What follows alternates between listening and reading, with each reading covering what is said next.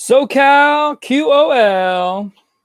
It is Wellness Wednesday, and we are going to jump right into our podcast because I actually wasn't going to do this, not necessarily topic, but I had heard this on YouTube pretty much right before I did this, and it just I guess it just upset me to the point where I was like, you know what? Screw my topic or screw my original plans.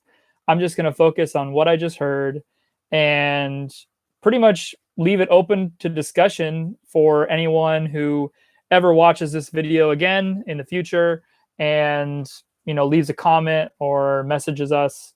So by the title, I'm sure you understand what I'm going to talk about, but it was basically, and I guess I could call out the channel, but I believe it was The Verge, and they were basically stating that you shouldn't use Apple's EKG on the newer Apple Watch.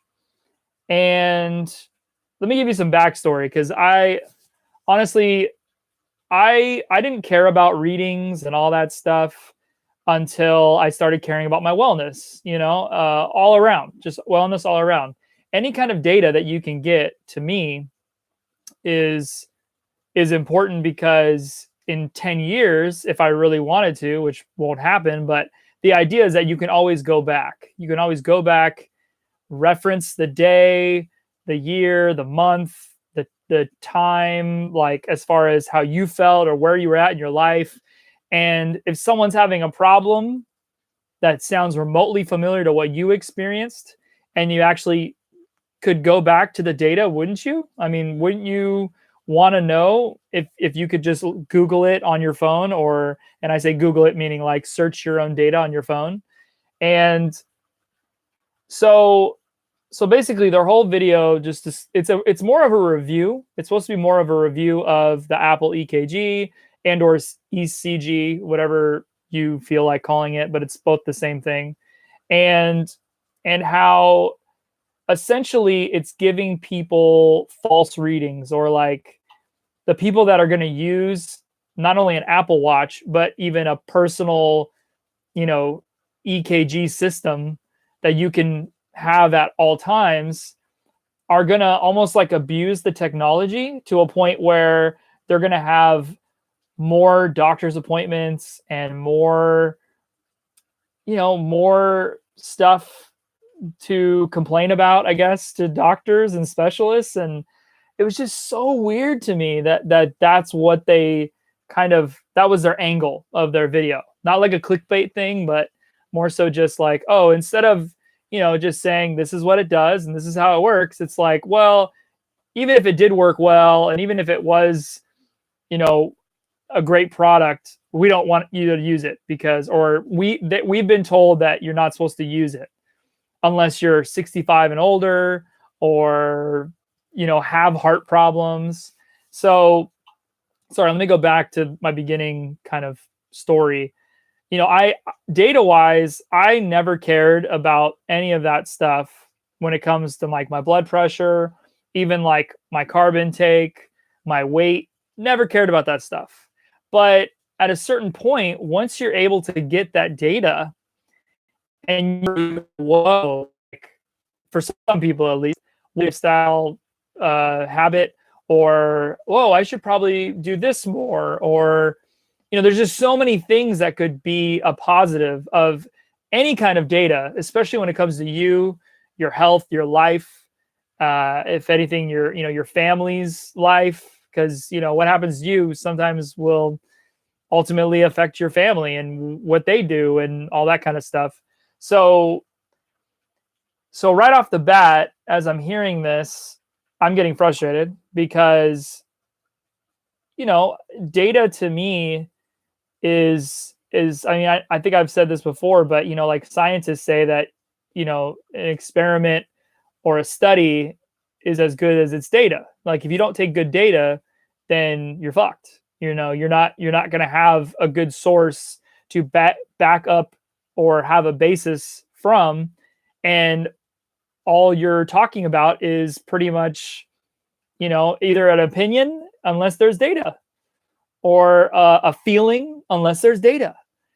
And what they're trying to tell us is you should wait till you have any kind of feeling or a symptom before you even consider having something take a reading of your heart, which to me is just back ass words.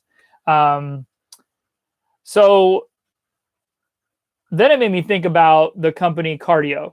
Instead of spelling it with a C, they spell it with a Q. So it's QARDO.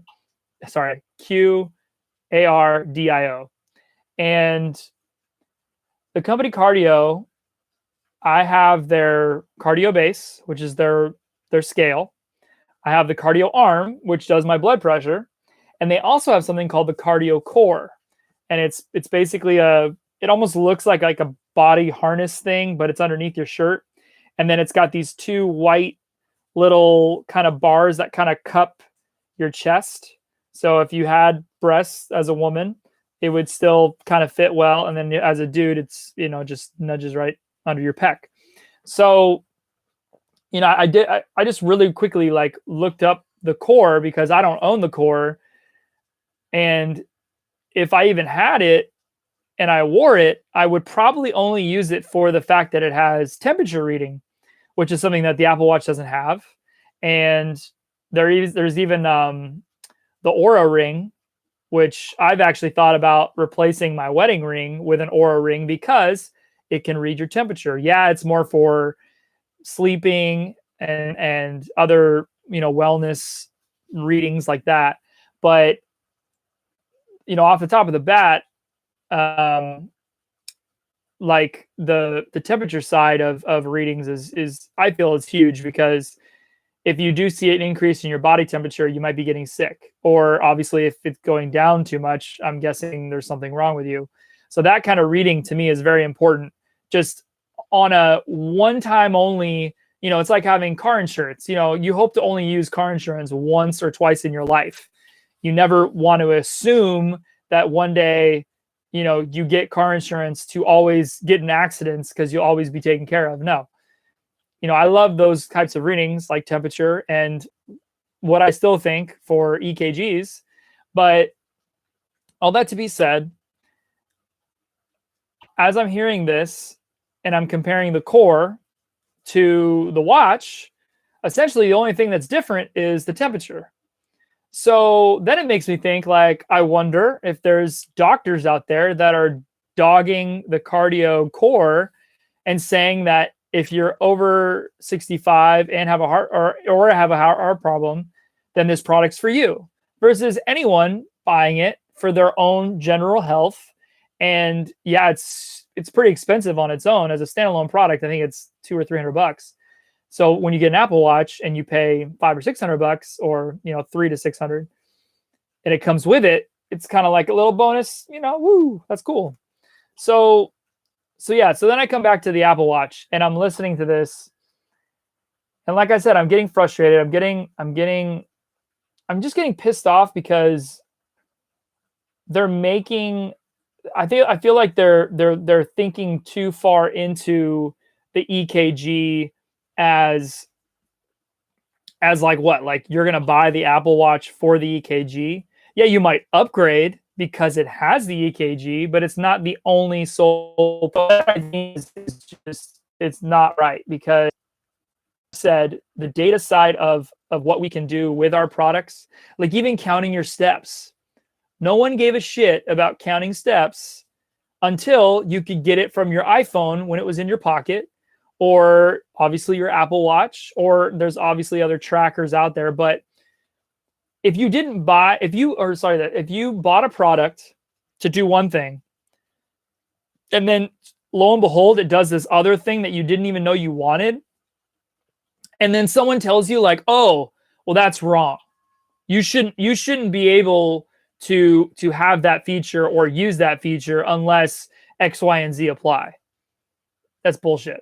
There's no reason for anyone to say that an EKG is a bad thing solely because there's going to be more doctor's appointments. If anything, doctors, this is job security.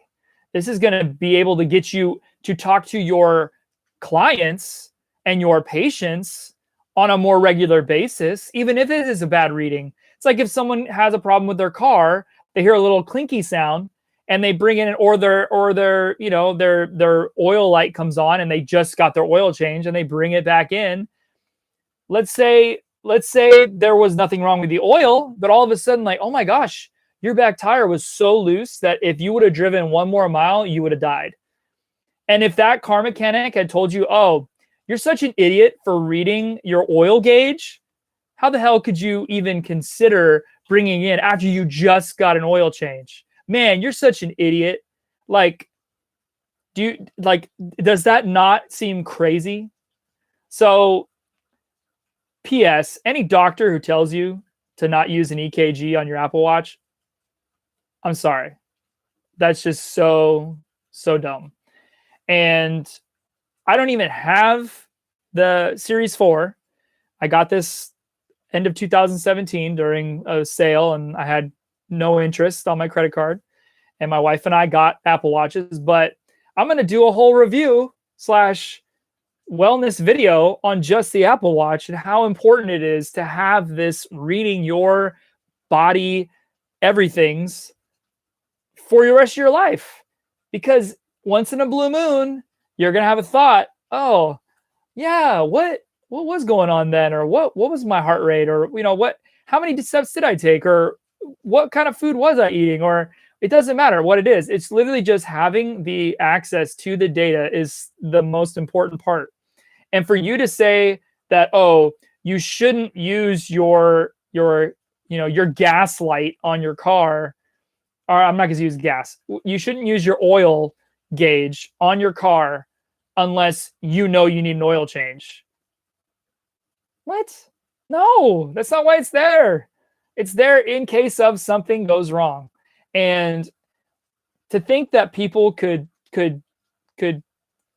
consider convincing other people not to use technology is just stupid. And so I'm sorry if this is a super rant. I might have to put rant in the title because, like I said, I had an hour and a half long podcast that I was going to put on today's episode. Put this on hold because this to me was more important, because stupid people are saying stupid things and I don't agree with it. And so, as SoCalQOL should, we are going to disagree with things that don't make sense and aren't looking out for you and valuing you and giving you the tools to grow and be a better person. So I'm going to try to sum this up, but my thought is I do agree that anybody who has the boy who cried wolf, or what's that other term, just doomsday, or the kind of person that freaks out and is not like germophobic or something, but you just worry about things for no reason. Like, I want those people to be self-aware to the point where, yes, if you're going to worry about something and stress yourself out every day over using an EKG and seeing the reading and blah, blah, blah, obviously you shouldn't use it. Don't worry about using it, ha, ha, ha, because I'm 100% in agreement with not giving us stress. Like, there's been days since the beginning of the year where I haven't posted, I haven't commented, I haven't checked certain things in the SoCalQOL ecosystem, or even done some of my hashtag 365 experiment tasks, because I don't need that stress. And if it doesn't happen today, it doesn't happen today. It's not the end of the world. No one's going to lose their jobs. No one's going to lose an arm or a leg to not having information or seeing a post or getting a response. It's okay. Yeah, it doesn't work well when you're trying to build momentum and, build across multiple platforms and build to scale, all that stuff. I agree with that, but that doesn't necessarily stress me out. What stresses me out is the micro. The macro is the macro. The macro is the vision. and the macro is long term. Like, you know, you preventing yourself from having a heart attack, or making sure that if you do have symptoms of a heart attack, that you're able to know it and go to a doctor as soon as possible. So in the micro, if we're not able to use an EKG unless we know what the symptoms are of having irregular heartbeats, or high blood pressure, or high cholesterol, or the possibility of stroke or heart attack. I mean, I'm no expert, but I know if my watch tells me, hey, your heart's doing something weird, obviously that's helpful. And once again, if you're a worrier and you overthink things too much and all that good stuff, I completely understand that you shouldn't use something like an EKG if it's going to stress you out, because no kind of stress is good stress.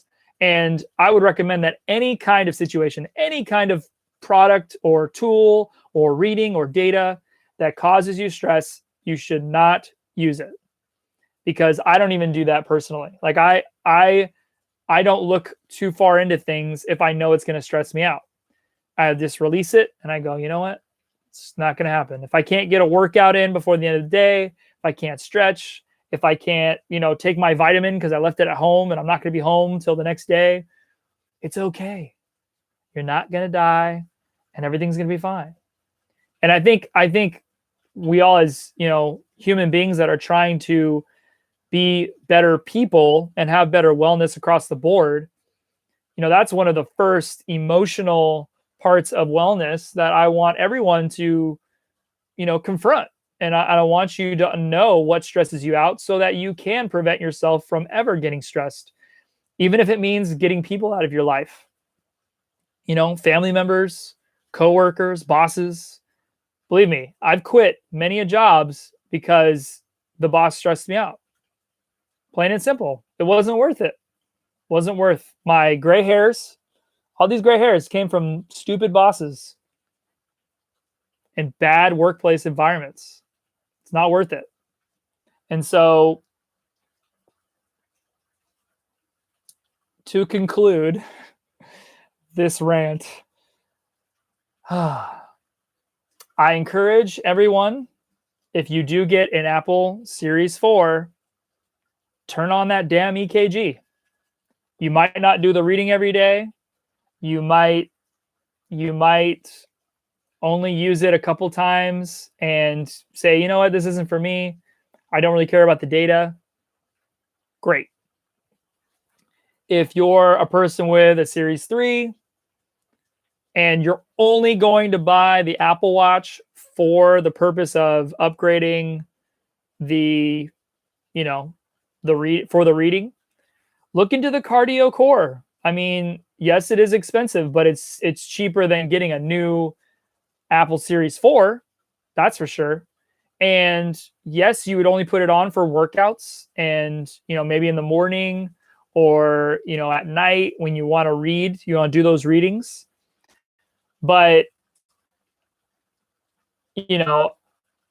for most people, I don't think they could minute upgrades. And then you've got, the Series 1, Series 2 Apple Watch users. If you guys just want a new Apple Watch, I 100% encourage you to get a Series 4 because it's an amazing product. It's got an amazing interface and just a sleeker new design. It's totally worth the upgrade because I know the 2s and 1s aren't waterproof or water resistant. There's just more features. There's a better chance of an upgrade and a bigger bang for your buck. And so maybe in another year in this year, when Apple releases a Series 5 and there's a crazy, maybe they start reading temperature. I'd be so stoked. Maybe it's worth it for the Series 3 guys to move up. Probably not for the Series 4 to move to 5, but all that to be said, I encourage anyone who has the ability to take EKG readings to do it. not so that you can convince yourself to go to the doctor, but because it's good to have the data. And if you do worry a lot more than average people and stress out about certain things like this, then don't use it. Be self-aware. We're here, we're saying it first, we're here stating it. SoCalQOL encourages people that worry about certain things to stop worrying about them by getting them out of your life, turning off the feature, getting rid of that negative person that you know, or getting yourself out of a bad workplace environment. But I will never agree with the fact that people who have Apple Watches should not use the EKG feature, because that's just horseshit. And I hope this encourages anybody out there who saw the same video I did and or is debating whether to, like I said, upgrade from 1 or 2 to 4, or in the future from 3 to 5. But yeah, don't believe everything you hear, including with me.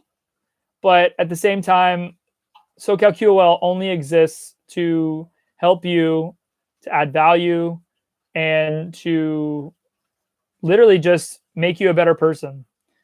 And we're not a tech company. We're not, we are a services company, and we do help sell other products that other people create because they're good for us and they make us better people and have better lives and better diets and fitness and blah, blah, blah, blah, blah. But yeah, can't get behind that one, guys. Sorry. And I'm excited when I get to read as an EKG. Like, I was actually super stoked as I was watching the beginning of the video, because I was like, man, I can't wait to do, EKG readings every day just to have the data. And odds are I won't change my doctor's appointments and do crazy stuff. Even when the doctor told me I had higher cholesterol, so I had HDLs, but I didn't have, I had a lot of LDLs, but I didn't have a lot of HDLs. And a lot of it had to do with because a lot of my diet was high in fat. I had a lot of butter, pork rinds, or chicharrones. I was eating things that were helping my body lose weight. So even then, though, when a doctor tells you, oh, well, we're going to need to prescribe you some medication to get rid of that higher cholesterol. I'm like, whoa. No. I'm going to do more workouts. I'm going to eat differently. Let me do that stuff first as far as our popping pills. And so, maybe there's an inside scoop with, people needing more medication when they don't have EKG readings and they have a heart attack or they have a stroke or they have some kind of irregular heartbeat. And lo and behold, once they find out, it's like once you find out you have cancer, it's going to cost you way more money to get the chemo, go through the insurance, and have those, I want to say millions and millions, but probably billions of dollars in collective payments to the hospitals to take care of those illnesses. And Lord knows I don't agree with any of that EKG reading. But if you can get it now and you can know how your body works and what your body does, that's more power. And so knowledge is power and data is awesome. And I'm going to leave it there. 25 minutes. Sorry, not sorry. I love y'all. SoCalQOL Wellness Wednesday. Peace out. Woo!